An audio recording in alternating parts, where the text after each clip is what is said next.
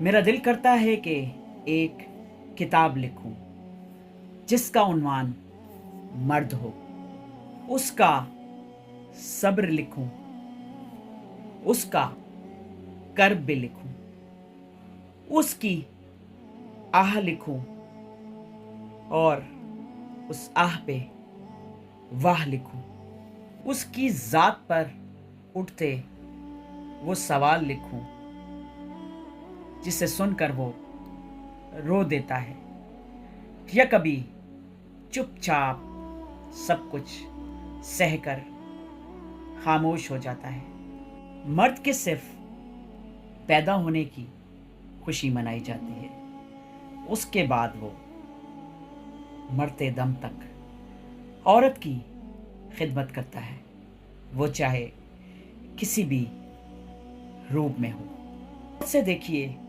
इस शख्स को, ये किसी का बेटा होगा, ये किसी का बाप होगा, ये किसी का भाई होगा, ये किसी का शौहर होगा।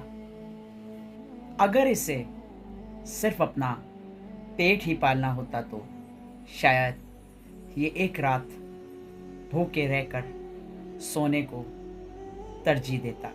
माँ का चेहरा होगा, बहन की फरमाइशें होंगी, बीवी की दी गई सामान की लिस्ट होगी, बेटी की फरमाइशें होंगी। गर्मी हो या सर्दी, ये हल्ला में सख्त मेहनत करता है ताकि उसके ये तमाम रिश्ते वो खुशियां हासिल कर सके जिनकी फरमाइश उससे की गई है। उसकी सिर्फ एक ही ख्वाहिश होती है कि मेरी फैमिली खुश रहे। मर्द का दर्द किसी को महसूस होता है? कभी नहीं। हाँ, जब वो मनो मिट्टी के तले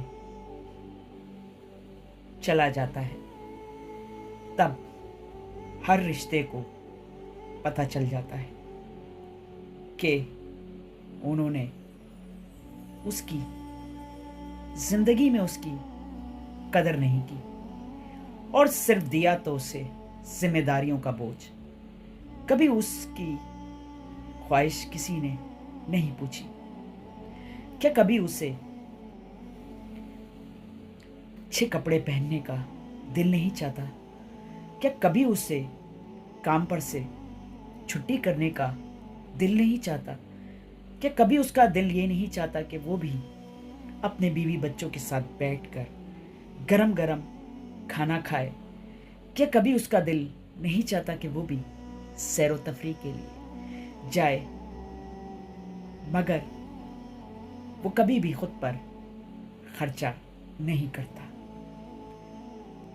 आपने अगर देखना है तो अपने घर के मर्दों के कपड़े, जूते और उनके पर्स में रखे हुए पैसे देखिएगा कि वो कितने हैं। और औरतों को सोचने की ज़रूरत है कि मर्द को भी आराम चाहिए, मर्द की भी एक ज़िंदगी है, उसका भी दिल ये चाहता है कि कोई उससे भी दो बोल प्यार के बोले, कोई उससे ये पूछे कि आज तुम्हारी तबीयत खराब है, चलो आज आराम कर लो, जितना है मैं उसमें गुजारा कर लूँगी। क्या आज कोई औरत आसाइशों के बगैर दो जोड़ों में एक चप्पल में ज़िंदगी गुजार सकती है? वो कौन सी ईद, वो कौन से मौके होते हैं जब उन्होंने नए कपड़े, नए जूते ना पहने हो?